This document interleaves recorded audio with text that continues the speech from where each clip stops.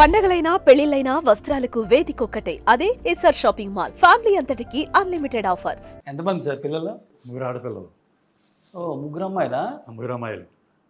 ఇప్పుడు ఎవరితో అయితే కాపురం పెట్టన్నారో ఆమె కదా, ఆ వైఫ్ పిల్లలే కదా. ఆమె పిల్లలే. మరి ఇష్టం లేదు ఆమె ముగ్గురు పిల్లలకి అన్నారు. మరి అది చెప్తున్నా కంట మరి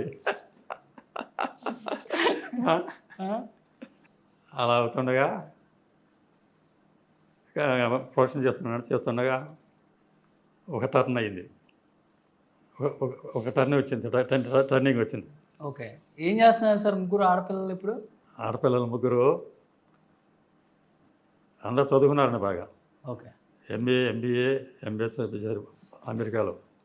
ఇద్దరు పిల్లలు అమెరికాలో ఉంటున్నారు. ఇప్పుడు తెలుగులో అమెరికాలో ఉన్నారు. చిన్న అమ్మాయి బాంబేలో ఉంది. ఓకే, అమ్మాయి చిన్న అమ్మాయి కూడా ఎంఏ చేసిన హార్వర్డ్ యూనివర్సిటీలో. అందరికి పెళ్ళిళ్ళు అయిపోయింది. పెళ్ళిళ్ళు అయిపోయింది, ఇద్దరు డైవర్స్ అయింది.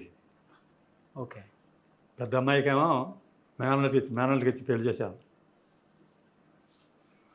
విజయవాడ దగ్గర గుణవరం ఏదో ఉంది, విజయవాడ దగ్గర. మేనల్కి ఇచ్చి పెళ్లి చేశారు. పెద్ద అమ్మాయి అమెరికాలో వెళ్ళిపోయింది. రెండో అమ్మాయికి ఆర్మీలో మేజర్ జనరల్, లవ్ మ్యారేజ్ చేశారు. మూడో అమ్మాయి బొంబాయిలో ఉంది, ఇది మ్యారేజ్. ఏం చెప్పమంటారు ఇది?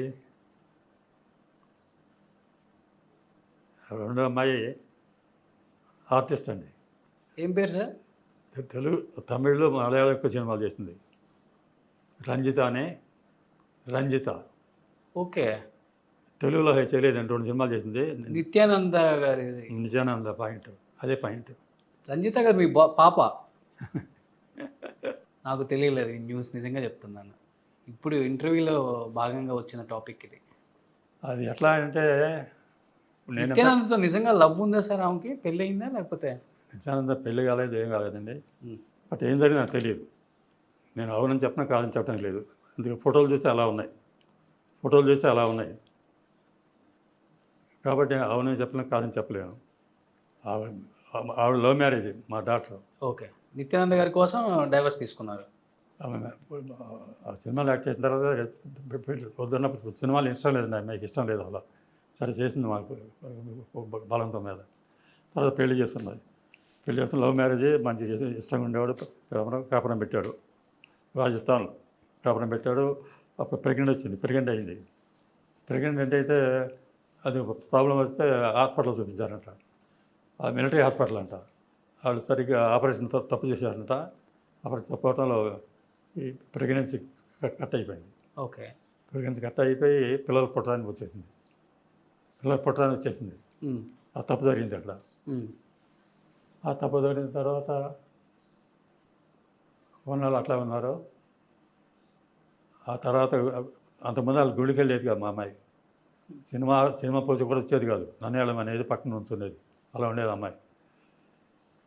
ఆ తర్వాత గుడికి వెళ్ళటం, దేవుని తోటం అలా అలవాటై నిత్యానంద స్వామికి. అంటే అంతకుముందు మా అమ్మాయి అమెరికాలో, పెద్ద అమ్మాయి అమెరికాలో ఉందండి. పెళ్ళి అయిన తర్వాత అమెరికాలో ఉంటే ఆ అమ్మాయికి నిత్యానంద స్వామి మీటింగ్కి వెళ్ళేది అమెరికాలో. ఈ రంజిత కూడా అమెరికా వెళ్ళినప్పుడు సిస్టర్ గారు చూడటానికి వెళ్తున్నప్పుడు ఆ సిస్టర్ రంజిత కూడా మీటింగ్కి వెళ్ళేది. అక్కడ వెళ్ళి అలవాటు ఇక్కడ కూడా మీటింగ్కి వెళ్తుండేది.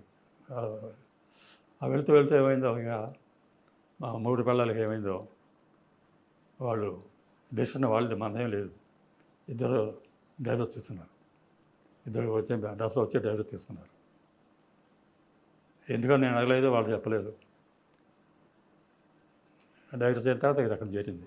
సుమన్ టీవీలో మీ పర్సనల్ అండ్ బిజినెస్ ప్రమోషన్స్ కోసం కింది నెంబర్కి కాంటాక్ట్ చేయండి.